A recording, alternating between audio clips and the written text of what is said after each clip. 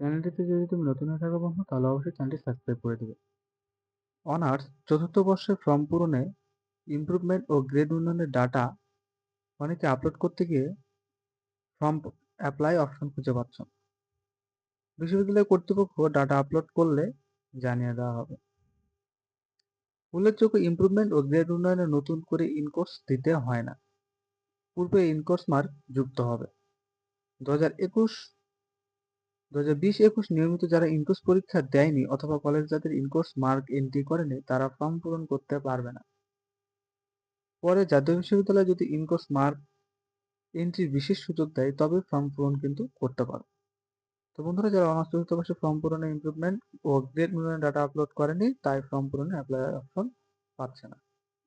আর 20-21 নিয়মিত যারা ইংরেজি পরীক্ষা দেয়নি তাদের কলেজ কোর্স যদি বিশ্ববিদ্যালয় যদি সুযোগ দেয় তবেই তোমরা পারবে।